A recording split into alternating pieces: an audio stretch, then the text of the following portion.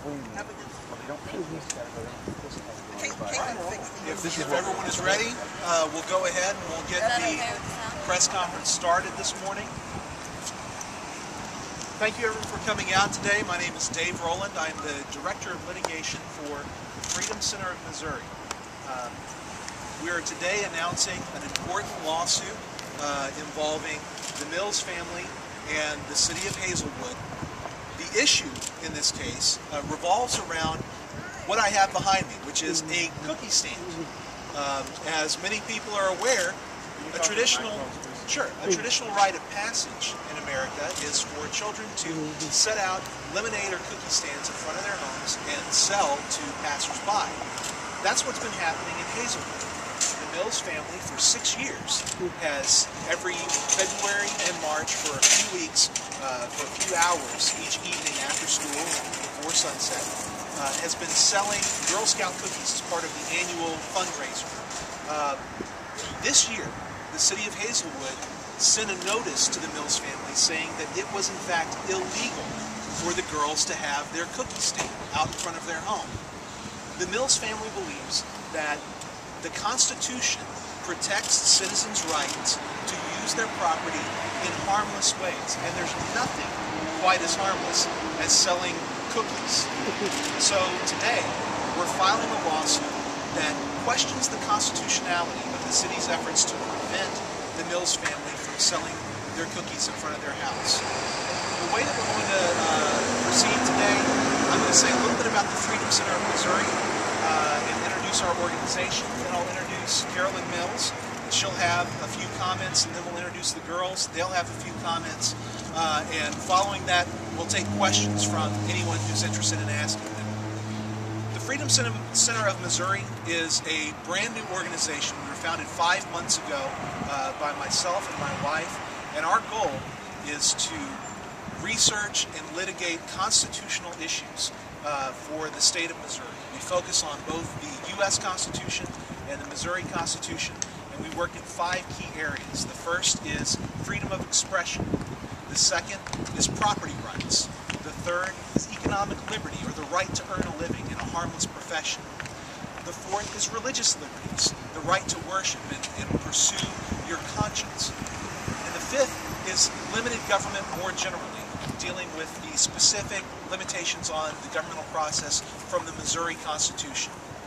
Our goal is to become the foremost fighters on behalf of individual liberty and limited government in this state.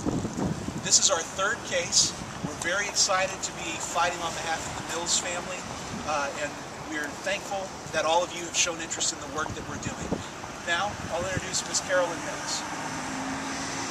Hi, I'm Carolyn Mills.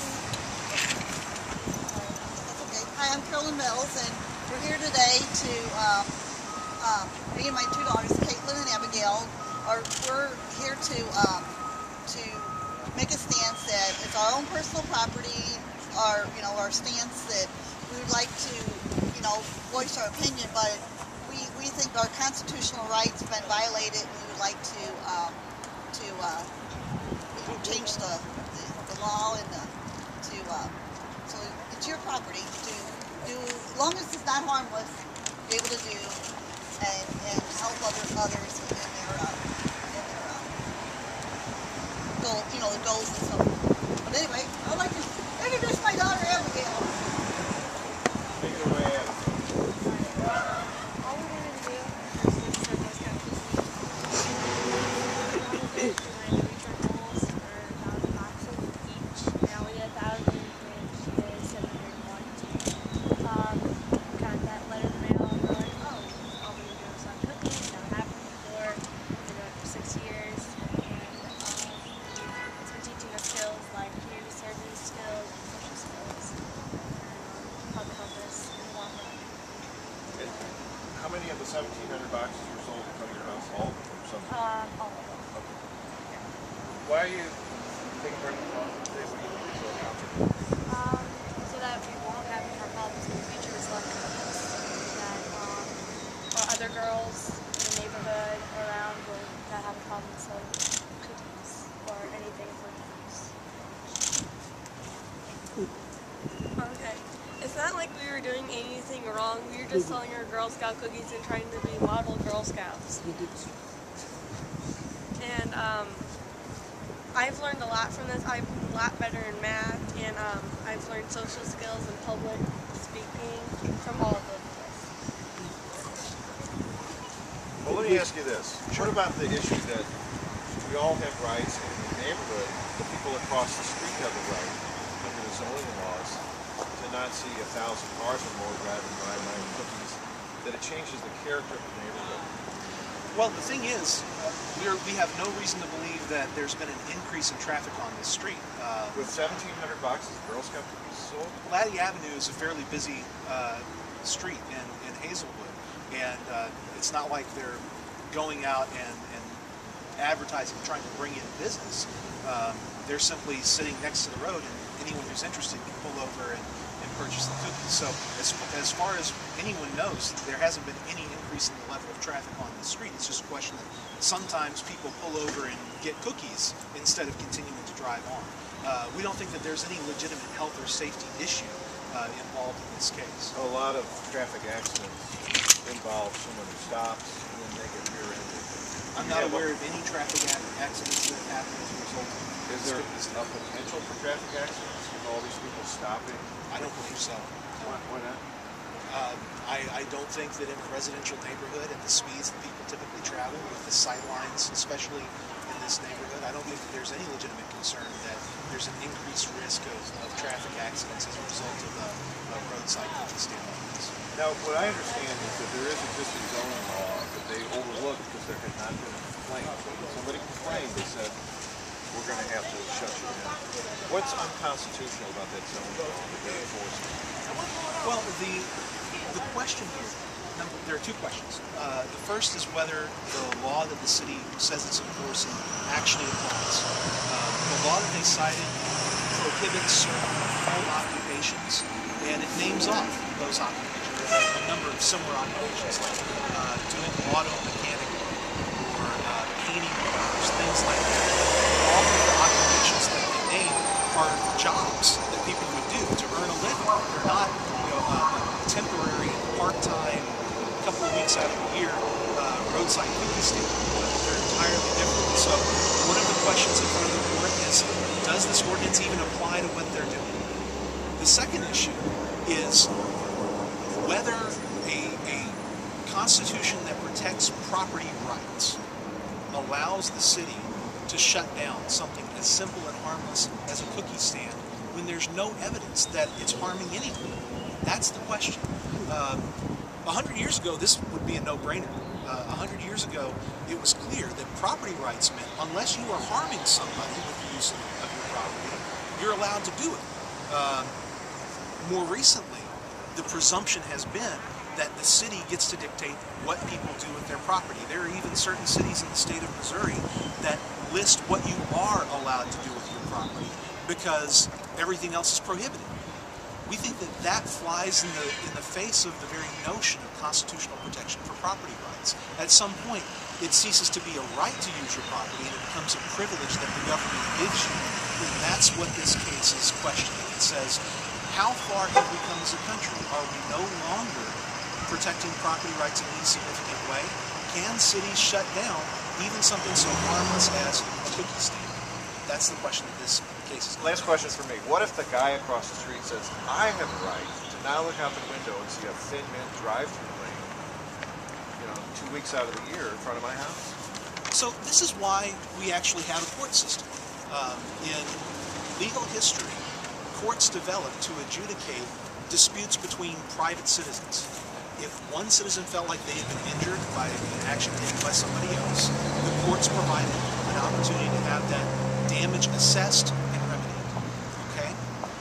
What's happened here? If someone has actually been injured by the cookie stand, they have the opportunity to go and say, here is how I've been injured. You need to make me whole for that injury. But there hasn't been any injury here. The complaint said their dogs were barking. That's not an injury. That's maybe a mild inconvenience. It's one that presumably the dog owner needs to deal with. But no one has shown any harm that's resulted from this cookie stand, and no one is likely to be able to show harm resulting from this cookie stand.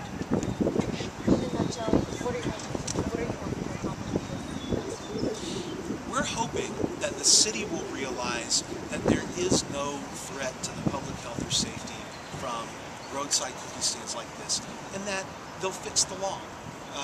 You know, the city has taken the position that what they're doing is illegal. All we're asking is for the courts to say it's either legal or it's not legal. And one of the frameworks for that is going to be, does the Constitution in fact permit cities to bar harmless cookie stands? And we hope the court says that the Constitution does not permit cities to impose these sorts of restrictions. You're not seeking any kind of monetary damages at all, of any kind, just a ruling from the court. Right. This case is not about money. The cookie sales are not about money. The girls are not personally profiting from any of these cookie sales. It's done on behalf of the organization that they're part of. I would like to make absolutely clear that the Girl Scouts of America are in no way affiliated with this case. They are not participating in it. They have not endorsed it. And so we want to make sure that that is absolutely clear. But in fact, we do think that this is a situation where the activities that the girls are engaging in are perfectly harmless. And we think that the courts are going to uphold their constitutional right to have a cookie stand on their front yard. Abigail and Caitlin have a younger daughter, Hannah, who's Younger sister? I'm sorry. Younger sister Hannah, who's just getting into the age where she's about ready to sell cookies, according to Carolyn a few weeks ago. Is this about preserving the opportunity for Hannah as well to sell cookies outside their house? Yeah, and not just Hannah, but for all of Missouri's young people.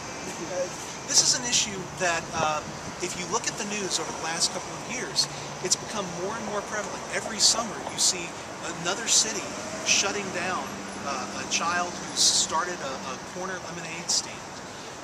And our perspective is it's time to take a stand and make sure that kids are free to have these kinds of lemonade stands or cookie stands as part of their heritage, as part of their constitutional liberties.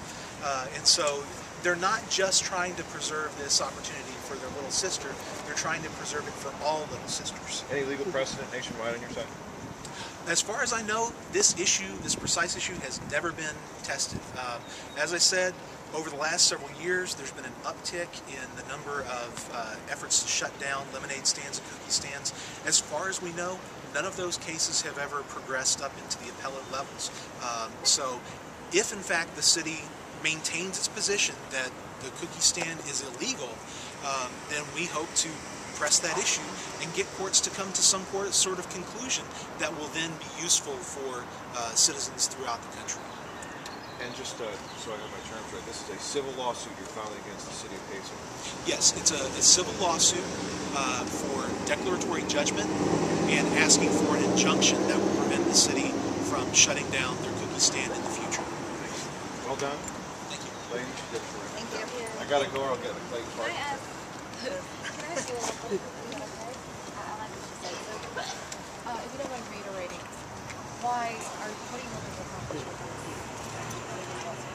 We're hoping that we can sell our Girl Scout cookies again, and to help our Girl Scout troop and for help my sister and all little girls out there, because a lemonade stand, a cookie stand, it's what brings us up. That's what me and my little sister did, and we've learned a lot from our lemonade and cookie stands.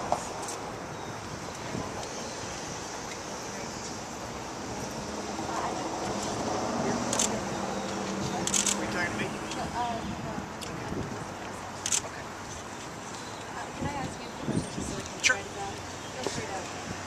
Take Do that. whatever you need to do. So you said it was a civil lawsuit for declaratory. A declaratory judgment. Basically, that's when one person asks the court to say what the proper legal relationship is between two people. So, where there's a disagreement about what the law actually means, they're asking the court to say, okay, looking at this law, this is how they are actually bound. This is what the city's rights are, this is what the family's rights are in light of this law. And so that's what a declaratory judgment is. For an Or also- injunction? Yeah, so injunctive relief basically asks the court to step in and say, city, you are no longer allowed to act in a certain way towards this family. So in this case, we're talking about the cookie store. If the judge does what we ask him to, the judge would say, all right, the city of Hazelwood, you are not allowed to permit them to operate a cookie store in the future. So that's what injunctive relief is. So, a proper way of saying this is the biggest difference in the law for judgment asking for an injunction, please? I'd say that it's a civil lawsuit asking for declaratory judgment and injunctive. My camera. Does that make sense? And I can repeat it. injunction really. Injunctive. Injunction. Thank you. Or we could just simplify it and say That we're asking the court to say this is what the city is allowed to do and this is what the city is not allowed to do. And what they're not allowed to do is shut down their cookie stand. That's what we're asking. Okay, and also you mentioned money is not. Money is not an issue. They're not asking for any damages. They're not trying to, because we have alleged a violation of the federal Constitution, we are entitled to request attorney's fees, but that is the only money that will ever be an issue in this case. because we're pro bono too. That's right. Yeah, we're also we're a pro bono organization, which means that we don't charge our clients, so they don't have to worry about insult to injury. Double around. And you're doing this because there's an uptick in cases like this? Yeah, if you look even on Google for the last couple of years, there have been a slew of examples of cities shutting down lemonade stands, as we talked about in Savannah, shutting down the cookie sales at the Founders House for the Girl Scouts. And we just think that it's time that the courts tested this issue and made a statement. Either the Constitution protects something as harmless as cookie sales, or cities are allowed to shut down something as harmless as cookie sales. We think the Constitution protects the cookie sales. The Constitution is either allowed to protect or shut down cookie sales of cookie sales. I'll get my camera. You mentioned that On there my were phone. 2 points that It's you my wanted to get brown out there. jacket, my camera 2 phone. questions that you wanted answered on it. Yeah, the primary question is, does this city ordinance apply at all? Because the city came to them and they said, what you're doing violates city law. This is the city law we think you're violating. And they pointed to their home occupation restrictions. When I looked at the home occupation restrictions, I saw listed a bunch of jobs, things that people would do, to earn a living. Those jobs don't look anything like putting out a cookie stand for a couple of hours, a couple of weeks a year. And so the first question that we're going to ask the court to answer is, does this city ordinance even apply to what they're doing? If it doesn't, then the case goes away. And they're free to sell cookies still because the law doesn't prohibit it. If the judge says, no, I think that cookie sales look an awful lot like the occupations that this law restricts, then we get to the constitutional question. And it will be a matter of, all right, the city is actually trying to restrict the cookie sales. Does it have the constitutional authority to do this? And that's when the court will answer that question. Does that make sense? Okay. So, essentially, not asking for anything monetary. It's not about money. It's about constitutional. It's about Oh, I love that. excellent. We have a winner. That was a good one. All right. Thank you. Do you have a phone number, like cell phone number? Yes, it's 314 Yeah. 803 803. 6925. Do you mind if I have that too? Yeah, 803 6925. That's a 3, right? Three,